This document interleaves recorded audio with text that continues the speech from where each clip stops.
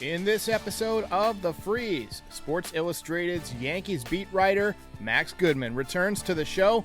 We'll discuss the Yankees' recent roster moves and whether or not we'll see Tyler Wade or Clint Frazier return to the Bronx. Also, we'll discuss the Yankees' shortstop plans, the surprisingly high prices paid for Justin Verlander and Noah Syndergaard, and what surprise moves the Yankees might be working on. I'm Derek. This is The Frieze. Stick around.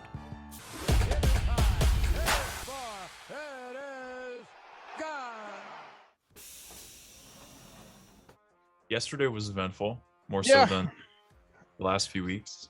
I guess that's a good place to start. Might as well just get started here. I guess first things first, what do you make of the Yankees' moves yesterday?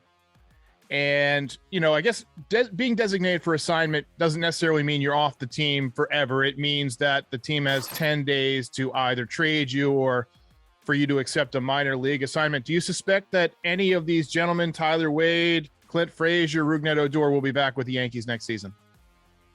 Well, I think that I wasn't as surprised with Clint and Odor, but Tyler Wade definitely caught me off guard. I thought that there were some other guys like Andujar or Chris Gittens that maybe fit that profile more as someone who would get DFA'd to make space for the prospects with the whole Rule 5 draft. I personally, I know that Tyler Wade isn't a superstar, but I did see the value following this team every day this past season. And he had a career year in his specific role. He's not going to set the league on fire, but he stole bases. He played more games than he has in his entire career, over 100, played defense well at many different positions. So he was a valuable Swiss Army knife. If they could bring him back, I could see that happening. Maybe they have some plans in terms of who's going to be their depth option. I don't know if they're going to call certain guys up that maybe you and I and certain fans think that aren't ready necessarily yet, and they have a few more years to go. But, Wade's value is it's there, and you can see it in the tape. You can see it in the numbers in more ways than one. As much as he's not a superstar, like I said, I think that if you can bring him back, maybe you revise his contract and have him have a couple options, because I don't think he has any options left. So maybe that was part of it too. But, Andujar can't play shortstop. He can't play center field.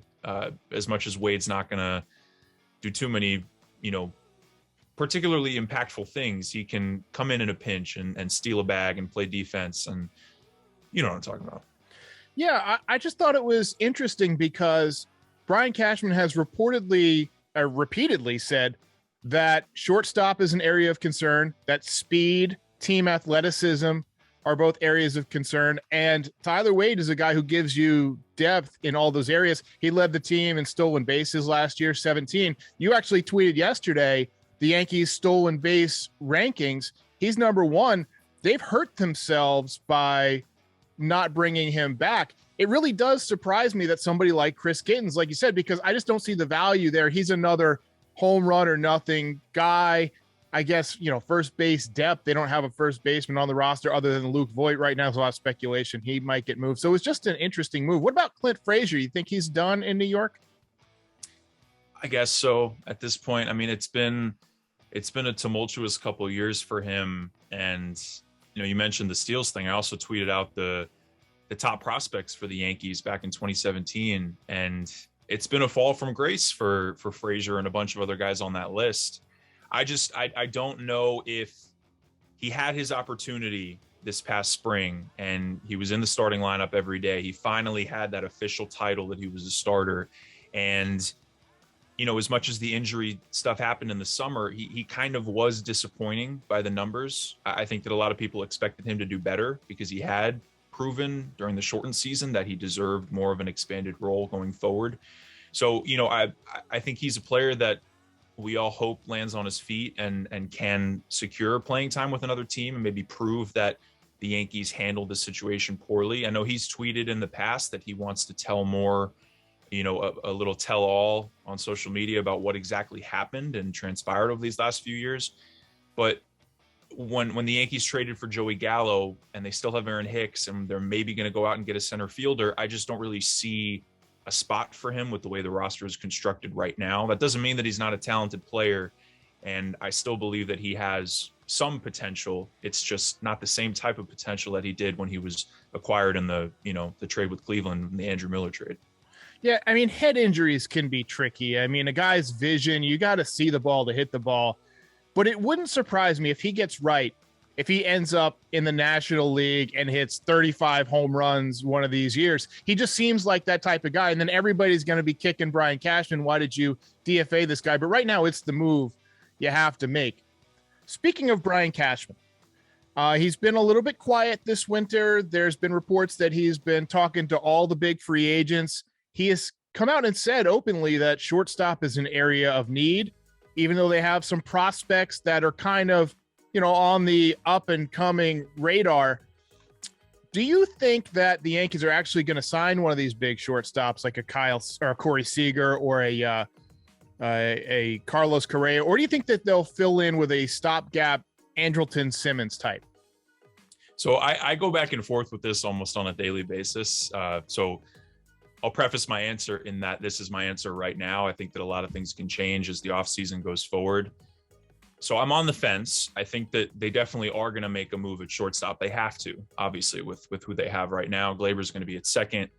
I don't think they want Gio there full time at short. He's a better defensive third baseman, although he did show that he can play short in a pinch.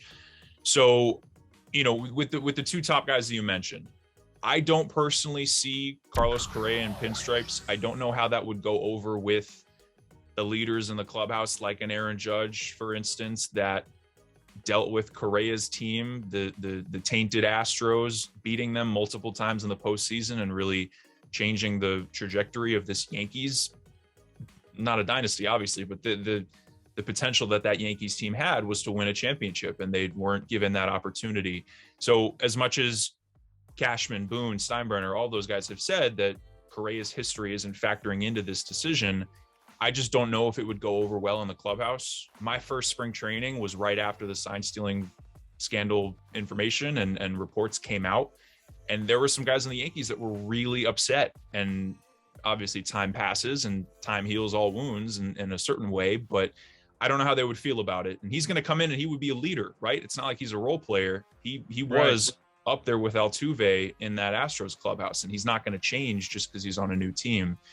And then with Seager, I like that he's a lefty bat and he hits for average. He's a step up in that sense, but the injury concerns, he's had some fluke injuries. He spent a lot of time on the IL, which is not what you want if you're the Yankees and you're paying $300+ million.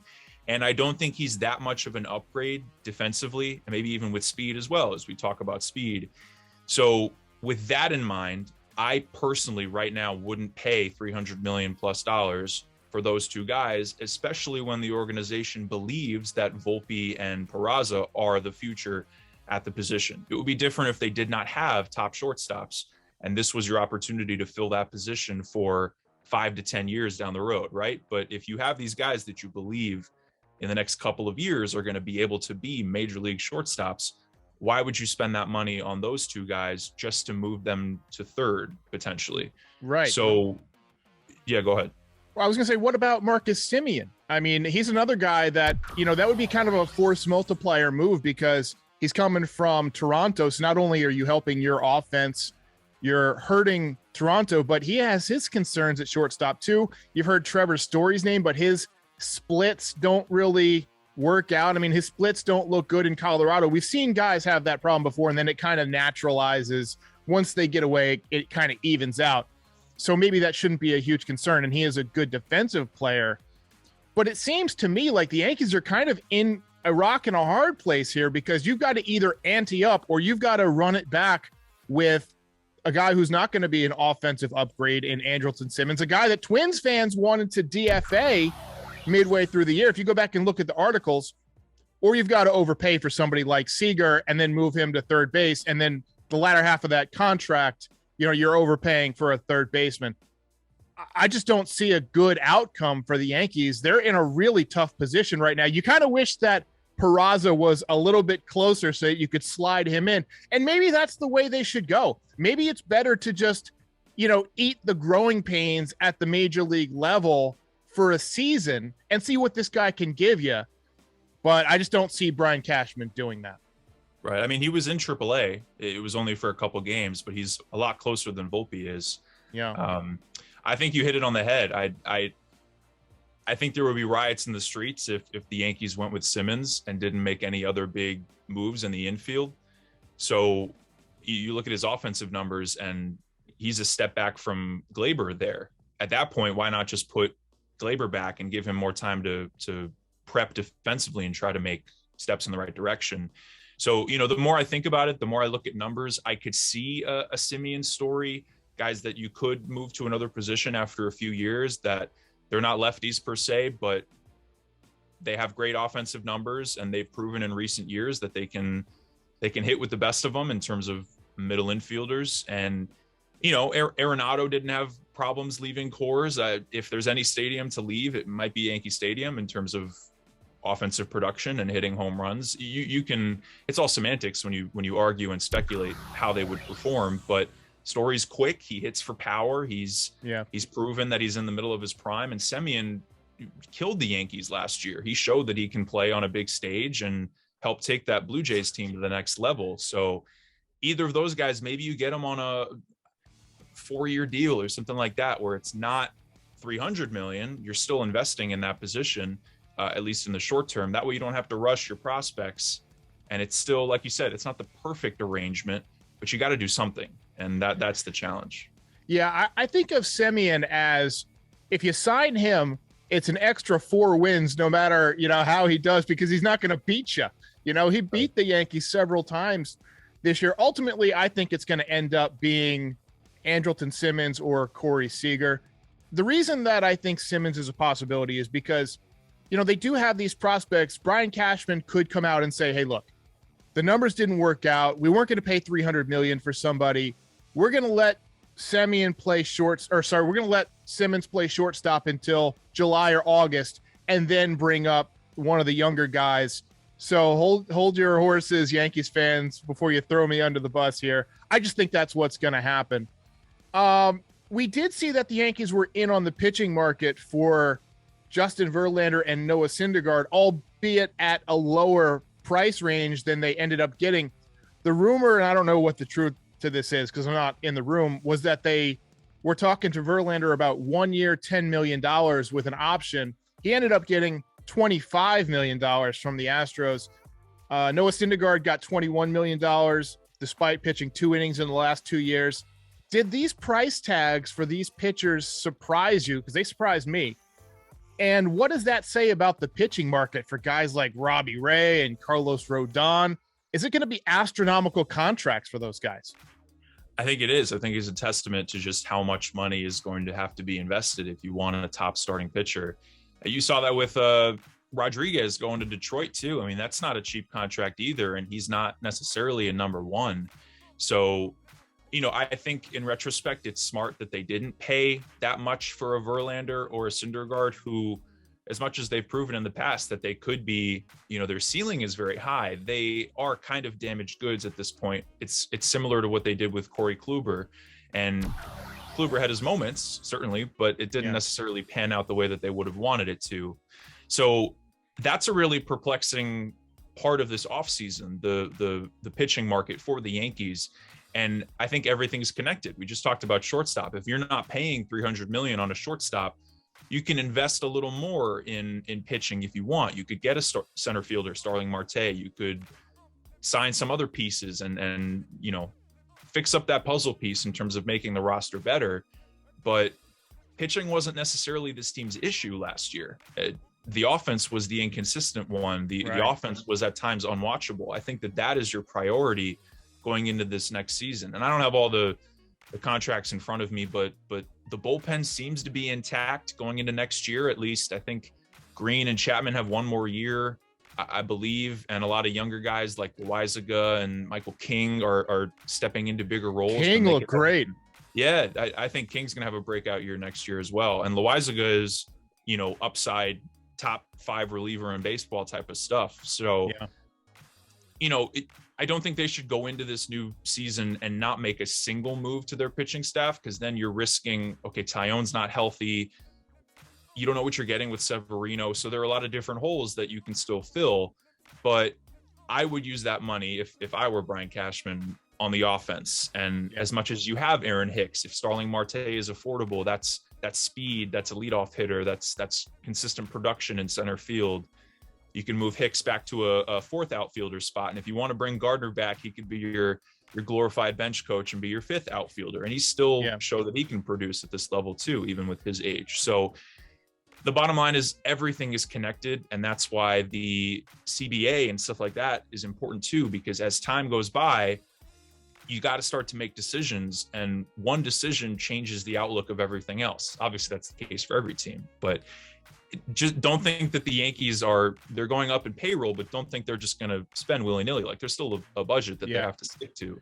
So this is one of the weirdest off seasons I can remember, because the Yankees are expected to win. They have the studs like Aaron Judge and Garrett Cole, but they're not a winning team right now. They've got a lot of heavy lifting to do. And with the collective bargaining agreement, probably going to shut down the sport for a couple of months. Do you get the feeling that the Yankees are going to try and get stuff done in the next 10 days, or are they going to try and wait and just have a flurry of moves in February or March or whenever they get this thing settled? What do you expect? I thought that this week was going to be a time where they were going to go out and make a bigger move than they did with the, designated Frazier for assignment, something bigger than that. I was starting to think more and more that a Matt Olsen trade would be realistic. Obviously, there's been a lot of speculation with him and what the Yankees would give up for a trade for him. The more I think about it, he would be a great fit. Obviously, he'd be a great fit for a lot of teams, but he's that first baseman that the Yankees haven't had for many, many years, and he would take this offense to the next level defensively too. But then it gets into, okay, you could get Anthony Rizzo on a cheaper deal. Maybe he wants to come back on a New York discount.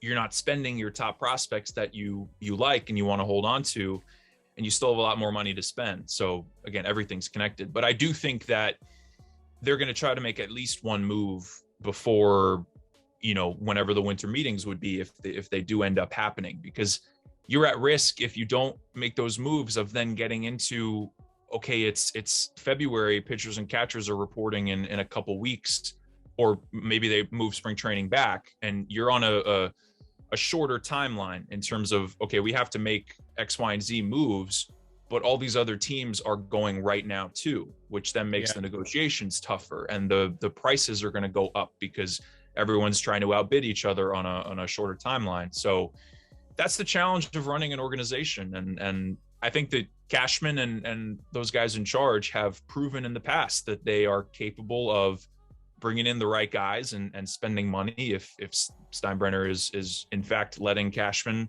make the payroll go up. But it's hard to predict because of all those other external factors, and the fact that a lot of teams are in on shortstops and a lot of teams are in on Starling Marte, and the list goes on and on. So it's hard to predict, but it does make it exciting. Like you said, it's a very unique offseason. It'd be interesting to see what other teams are actually in on Matt Olsen. It seems like a fait accompli that Oakland is going to move him. They want to get out from some of that money. He's going to make $12 million next year. I mean, you go back to off seasons of the past, Jason Giambi, the big left-handed power hitting monster at first base, Mark Teixeira in 2009. You go back to the 80s. On this day in 1985, tweeted by Brian Hoke earlier, Don Mattingly won the MVP. First base in New York, going back to Lou Gehrig, has been built for those big left-handed, producers. And right now the Yankees just don't have that guy. I think that you've got to get Matt Olsen at all costs in terms of prospects. I don't want to trade a Jason Dominguez or an Anthony Volpe or a Oswald Peraza.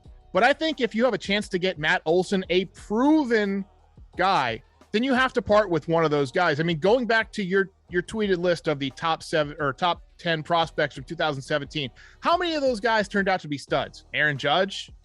That's pretty much it. That's pretty much it. So the odds are that either Volpe, Peraza, or Dominguez, one of these guys is not going to be what the Yankees project. And you've got to just put it on Cashman to convince the A's to accept the guy that you are believing in the least, because I think Olsen is that guy that the Yankees have been needing in the order. You put him between Stanton and Judge, he's going to hit 50 home runs. He's going to hit 50 home runs, and he can pick it over at first base. Olsen is my guy, even more than shortstop. I would rather have Olsen at first base and go with a rookie at shortstop and just let the rookie learn on the job. I just think that would be a better move.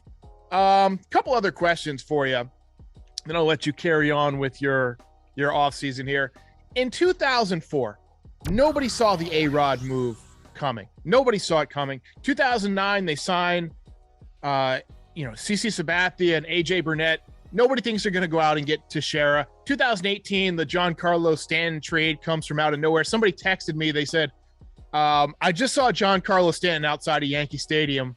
What the hell is going on? And this was like, nobody knew it was happening. There was all this talk about him going to San Francisco or possibly St. Louis. What moves are out there? Like, is there a surprise move out there? Is there, a Bryce Harper or somebody out there that a team wants to maybe get out from some of the contract that is in their prime that would really change things up? I don't see it, but the Yankees have surprised me before. Yeah, I think two names came to my mind immediately. And I think Olsen is in that category too, as much as there's all of this reporting that they're already interested in him. So it's not as much of a surprise. But I would say that it would be two center fielders in Byron Buxton or Brian Reynolds. And Reynolds, yeah.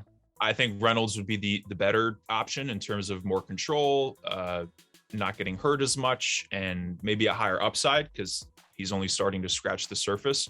He had a really good year in 2021. And Buxton obviously he's a great WAR player. He helps in more ways than one. He's got power, speed. He could fit right in center field too, but he does get hurt a lot as well. And I think contractually he would probably cost more, and he only has 1 year left, I want to say off the top of my head. So it would be cheaper to get Buxton. You probably wouldn't have to use one of your top three prospects. Reynolds, I think the report was that the price would be astronomical to get him because you're getting 4 years of control and a top player who's only 26 or whatever he is, who's only scratching the beginning of his prime, really. But when you think of a Reynolds in this Yankees lineup, that's also a player that they've been looking for, a lefty that's at the top of the lineup, that's getting on base, that's playing elite top tier defense in the outfield, right between Judge and Gallo, Gold Glove caliber outfielders. I mean, that really changes your outfield overall, rather than Hicks, whose arm isn't the same, and we don't know what we're getting with him when he's coming back from all these injuries. We'll see, and he's going to play in the DR, right? So we'll get a little bit of a glimpse of that. So I don't necessarily know if it's worth it to trade a Dominguez and like it's going to take a lot to get someone like that.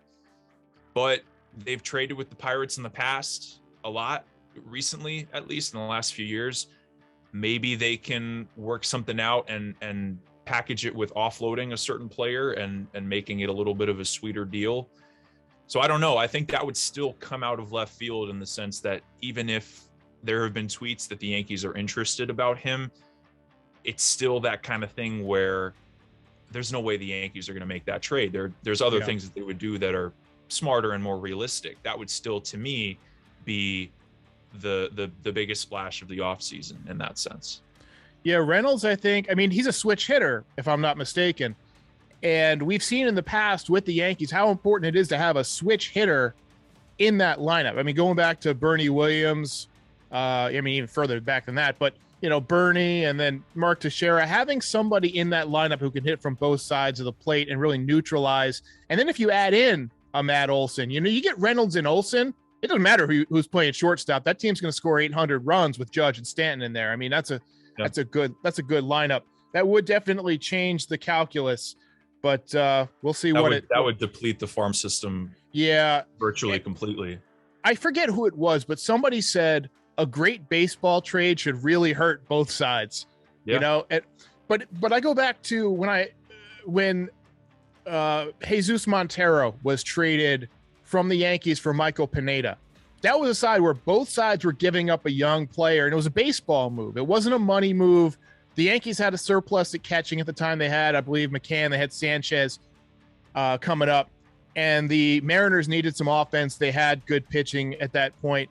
It didn't work out really for either side, but both sides were hurt at what they had to trade, but also excited about what they gave up. I mean, about what they acquired. So I could really see a trade that's painful. If the Yankees trade Dominguez, well, it's going to really put a hurting on my Martian tracker segment, but maybe I could trade it to a Pittsburgh Pirates YouTuber. We'll see. But he's still unproven, Yeah. You don't know if Dominguez will even get to a Reynolds type of player, right? Because that's kind of what you're shooting for. It's that player, but also hitting 40 home runs, and he's a switch hitter, and there's a cat behind you, and he's just an incredible talent with Mike Trout upside, right? But let's be realistic. I mean, we haven't even seen him really play that much professional ball yet, so maybe pump the brakes just a little bit. Realistically, you can't have Volpe and Peraza in the same lineup as well. I mean, unless you're moving one of them to second base or third or whatever the outlook is. That's the kind of thing where you also have Trey Sweeney in the organization too, where you have a surplus of shortstops and middle infielders. Why not use one of them to, utilize this window that you have? Because Judge, Stanton, Cole, they're not getting any younger. And maybe that's looking too far in the future because they still are in their primes. They're, on the better side of 30, most of them.